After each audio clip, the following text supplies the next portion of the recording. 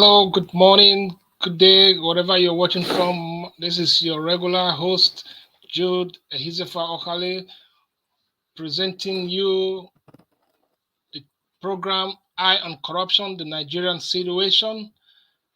And today we are going to be dealing on the topic of eliminating corrupt practices in the ports. And to that effect, I am going to be presenting to you today. And in the course of the program, there will be guests coming in. I am happy to welcome you all to this program. Before we go ahead, just a little bit of intro. And thank you. And we like to let you know that we are streaming from multiple social media platforms, including Facebook, Twitter, and of course, our own website. As you can see on the show today. So share the program, share the videos, and join us with your comments and contributions. In the interim, I am going to play an intro for your viewers. Thank you, and watch as we go ahead and deliberate on a lot of issues that bother on us. Thank you. Please share this video. Share this video, Wakoyo. A plantain now, don't 1 seed of plantains now 1 5. Share this video. Make United Nations here. You say waiting. And they go Ghana right about now. Yes, and Nigeria want to relocate to Ghana. I want to go secure one land there first. Share this video. United Nations come to our rescue. 5 seed of plantain is now 1 5. Pure water is now 20 naira. Egg now we not the fee buy again because the fowl UCS operation to burn the egg. Share this video. Call your door by there.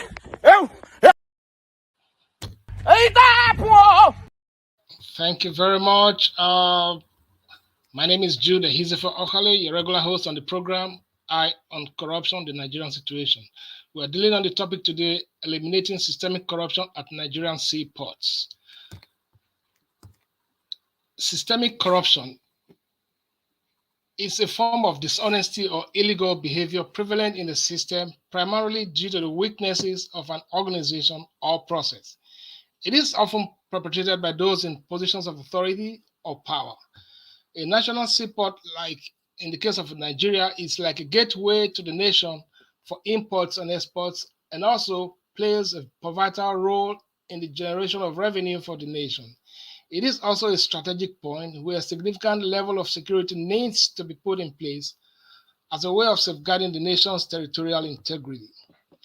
Ports in Nigeria face corruption that deeply impacts their operational effectiveness with harmful consequences for the country's economy. While the issues persisted for a long time, an anti-corruption program at the instance of the Maritime Anti-Corruption Network, MACN, and its partners in Nigeria, which was set up since 2012, has nonetheless demonstrated that progress in countering the problem is possible. MACN brought together a global group of over 100 companies in the shipping sector. They wanted to reduce the prevalence of corruption in ports around the world. Beginning with a risk assessment of 5 Nigerian ports, they went ahead as a network to work together with government agencies, port authorities, and civil society to implement a series of measures designed to reduce corruption in ports. These included standardizing procedures, using an e-governance portal, and establishing the grievance mechanism. Surveys conducted by this group had a positive impact in improving the functioning of ports. Though there is still a long road ahead to tame corruption in Nigerian ports, the study has shown that anti-corruption measures can make incremental progress in challenging sectors through collective action and stakeholder collaboration. There was a 2018 report prepared by the Lagos Chamber of Commerce and Industry estimated that illegal charges, bureaucratic red tapes, delays, and capacity underutilization in ports has cost the country over 3% of gross domestic product annually. What are the viable solutions to the unending problems in our national seaport? These and other issues are some of the problems we'll be extracting and finding solutions to in the course of today's broadcast. To set the pace, I will play a few videos that can at least show what we are talking about.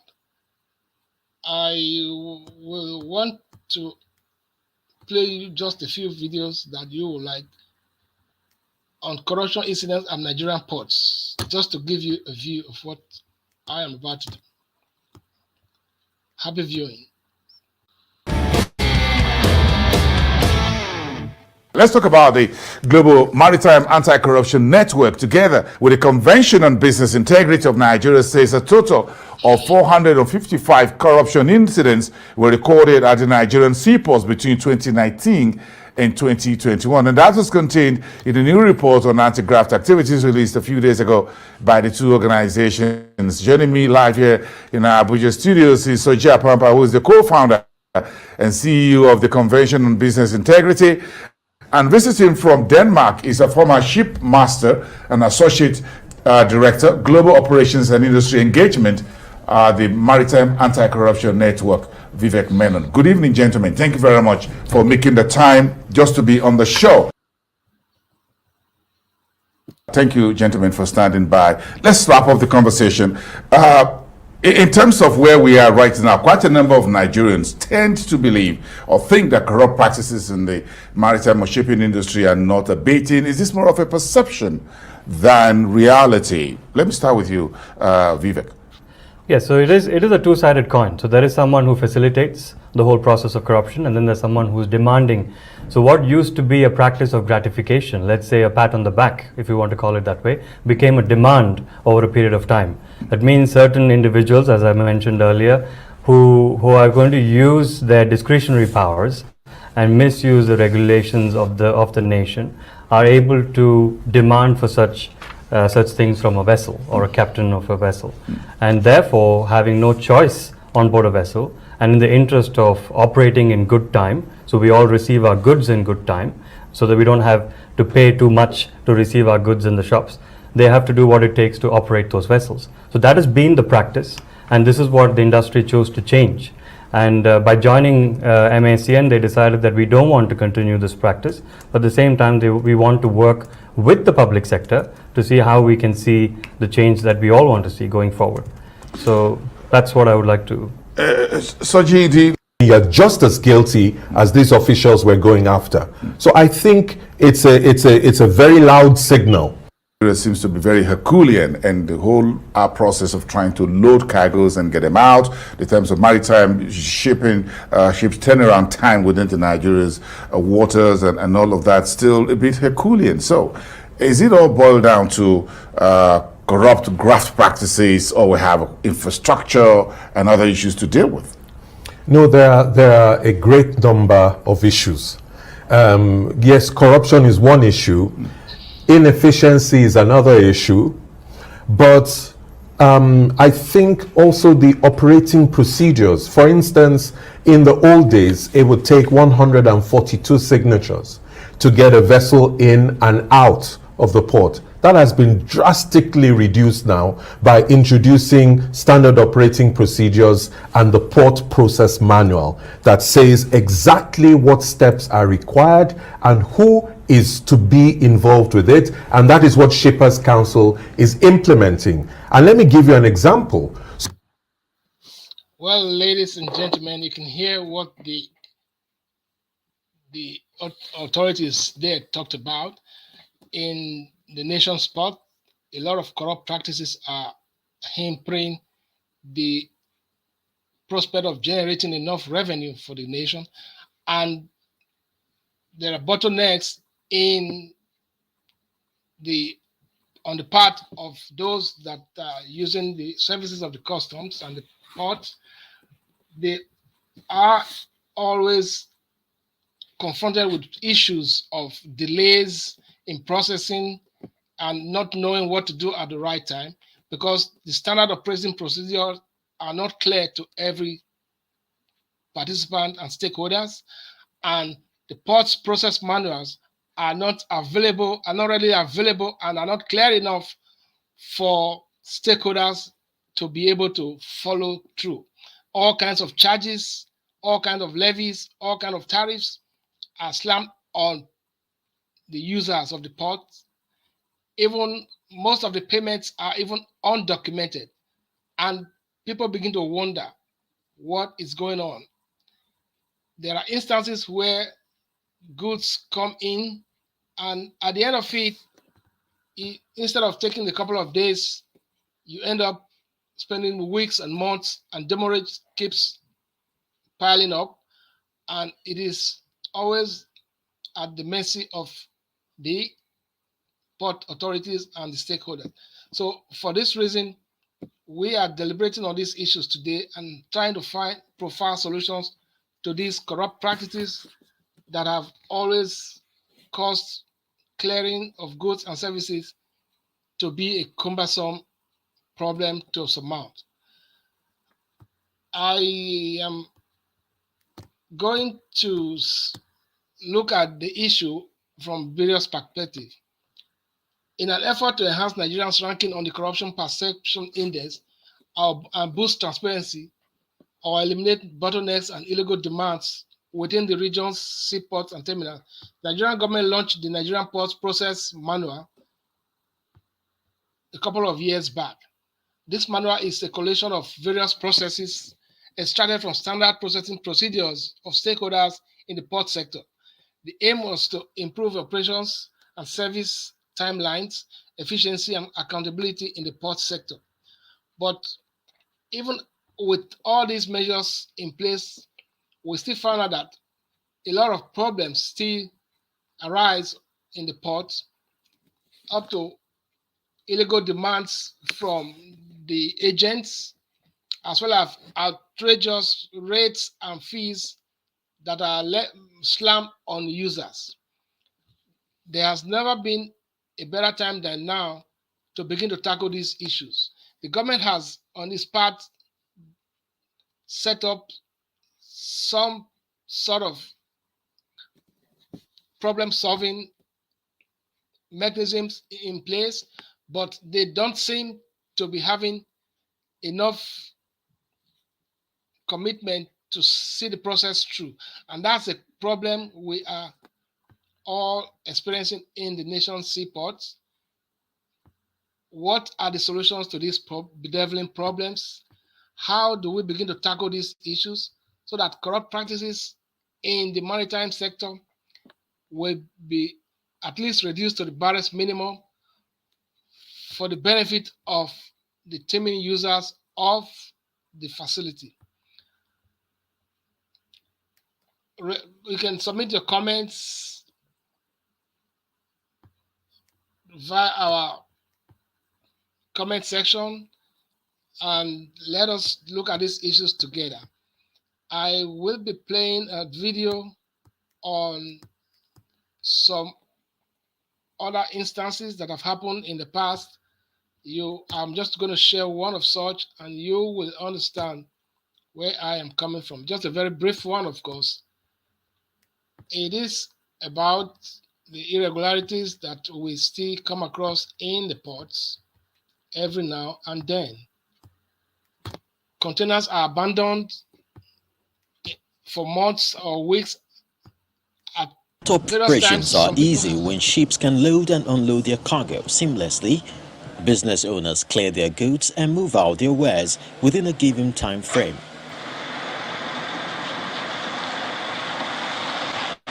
This is not the case at the ports in Lagos, as congestion remains a major bottleneck, and it may stay that way for a while, despite efforts to tackle the trend. Several factors are responsible for this, including capacity of the ports to handle and process the influx of cargo. This has led to cases of corrupt practices and the attendant chaos. Find men in uniform, either naval or military, escorting vehicles illegally. According to the acting managing director of the MPA, about 5,000 abandoned containers take up space at various terminals. There are over 5,000 containers across the ports that are overtime cargo. Why would a business owner abandon this container after spending so much to import same? In this container now, I have just approximately 12.8 million naira goods. Just because of some certain sizes that make me not to meet up to clear the goods, I am back now to clear these goods. Now, they said that my demurrage on the container is 29 million. Then the terminal charges is 20-something million. At the port today, it is very, very, difficult for any importer to move his cargo out of the port because of the method Nigerian Customs Service have, adopted in their operation. Now that we don't have any clear-cut clearance procedure in place, you introduce your cargo to the system, whatever you find in the process, that is your business. Unlike what we had in 2006 to 2010. Those who are eventually able to wiggle their way through the rigors of cargo clearance would still contend with trucking, which could set them back by as much as ₦1 million. The truckers blame the high charges on the multiple checks, where they pay money at each point. The money they are collecting from our hand has affected our capacity to service our truck and meet some of our business obligations. The extortion is too much. While the commencement of rail services to the port sheds a glimmer of hope, barge operators say they move as much as 1 million TEUs of containers annually and could do more with proper regulation and funding. This, they add, could even spare the newly constructed port roads the burdens of wrong tonnage. We all know today how difficult it is to raise financing locally. And here we are as local operators competing with international operators who have cost of capital of zero, and even when there's interest rate below 5%. According to a 2020 survey, Nigeria loses about 20 billion naira daily to congestion. This translates to over ₦500 billion annually, an equivalent of what is required to put up a minimum of 180,000 standard houses. However one chooses to transact businesses at the port, by road, rail, or even the waterways, there appears to be obvious challenges, brick walls, that must be brought down by the minds of the federal government through deliberate policies and intervention. Otherwise, the people and the economy might continue to bleed from undue and unavoidable losses. Chris Elems, Channel. Now, thank you very, very much. That was mind-blowing. You can see a lot of issues bedeviling our nation when it comes to port services. You can see illegal demands from the agents.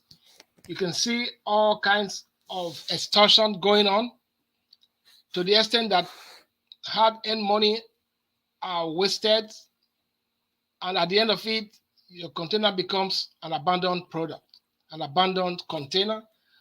After spending millions of dollars to import goods into the country through the seaports, you're faced with all kinds of challenges that are insurmountable, which are obviously caused by man's inhumanity to man. The government, in its efforts, should be able to enforce policies that are able to ameliorate the sufferings of the masses in this direction. The port processing manual was launched in February 2021, and to this date, not much benefit has been achieved from that launch, because illegal demands are still met on users. All kinds of extortion still goes on. The standard operating procedure is not clear to everybody, and even when the manual is there, You follow the manual, but you are still cornered to make charges, to make payments that are on unwarranted and illegal, and you're made to bear the brunt of all this. But how do we solve these problems? This is what our viewers should be commenting on, and I'll be glad to hear comments, concerns, and contributions from the general public. You can reach us through our various mediums, emails, comment sections, WhatsApp, and on YouTube and Twitter. Beg your pardon. Now, what is the way forward? How do we begin to solve these problems so that Nigerian ports will be safe and very effective and efficient in its procedures, and the users of these facilities will have maximum return on their investment? Uh, let's see if there are comments on the comment section for us to answer. Okay, there are no comments yet. And this is Jude Ehizefa Okale from the Global Coalition for Security and Democracy in Nigeria. We are reaching you from multiple social media platforms, including YouTube, Facebook, Twitter, and of course, our website. You can get into any of these and reach out to us if you have concerns, comments, and of course contributions to our numerous programs that we air on a weekly basis. I am yours truly, Jude Ehizefa Okale, and this is a program where we x-ray corruption-related issues, and we deliberate on them and try to find solutions to the bedeviling problems of corruption in one way or the other. Your contributions and suggestions are highly welcome. The comments, reach us through the comment sections on our emails, on our website, and of course, Twitter, Facebook, and our website. We are engaged in various charity programs in various communities, notable amongst which is the water project in Kwara State. I'm going to just give you a clip of that, and you will understand where we are coming from. On behalf of the Global Coalition for Security and Democracy in Nigeria, Frederick Oderige, we are here at Arodo Village, Moru local government of Kwara State. We are here with the geosurveyor to come and commence a scientific investigation on the soil. We all know that this project is long overdue. We all saw the video that went viral by the NSU, and this place is very. You can see the source where they got their water is very horrible. So with this, we need your support, and I hope this project will be very successful. And you could see these are the NSU members that we came together. My name is Buhari Olariwaju Ahmed. I am Fatima Diko. Abdurrahman Maibu Sorosuke Moro. Thank you. Thank you very much. That's one of our pet projects. Please help support provision of water to this community that has been in need of water for a very long time. You can reach us and put up your support through the link on the screen. It's a UBA account. You can make your contributions towards the success of this water project. I just want to play you another video on what the custom agents do in romancing with terrorists. I will just show that a little bit, and you'll be so surprised what goes on in in Katsina State. He told reporters that the operatives had to offer 7 bags of rice to the bandits who, he said, were operating in Dusima local government area of the state. We are not working for only custom. We are working for the nation, and we are working for you people. I sacrificed my life to go to Dusima, to enter the bush where the bandits are. If I tell you last time we have encounter with them, to the extent that they are a little bit friendly with us. We seized 37 bags of rice. They say, okay, if we are to go, they have to take 7 bags. We give them 7 bags to save our life. So you see the risk I took. You can see this is the height of inefficiency in governance, and when square pegs are in round holes. Can you imagine a nation as strong as Nigeria, as endowed as Nigeria, where custom officers will be negotiating with terrorists, in carrying out their duties? And this is mind-blowing. It is unheard of in any part of the world, and we need to begin to support good leaders, capable leaders with competence and character, to avoid this situation in the future. And for that reason, I will indulge every Nigerian that is eligible to vote to go for their personal voters card to be able to exercise your rights when the time calls for that. And for that reason, I want every hand to be on deck, to the extent that everybody will be committed to making a change in the status quo, so that we all have a country to call our own, a country like every other country in the world, where due process takes place and people with competence and character are elected to positions of trust, so that we can entrust the lives of our people and nation too. On that note, I'll be signing off. I'm yours truly, Jude Hizefa Okale, regular host on the Eye on Corruption program. The topic today is eliminating systemic corruption at Nigerian seaports. How do we go about this? This is food for thought for all of us, and we need to begin to brainstorm and come up with solutions to the multiple problems bedeviling our nation in one way or the other.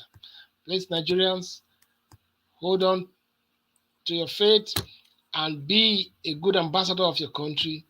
Try and do your best through the reorientation of minds and values to ensure that we bequeath a great nation to our children and our children's children.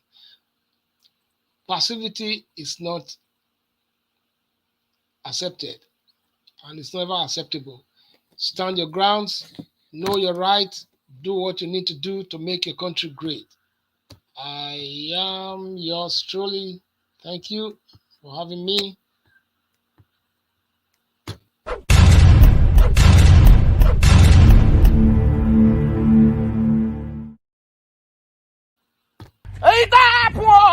Please share this video.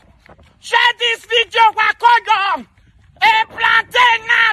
15. 5 seed of plantains now 15. Share this video.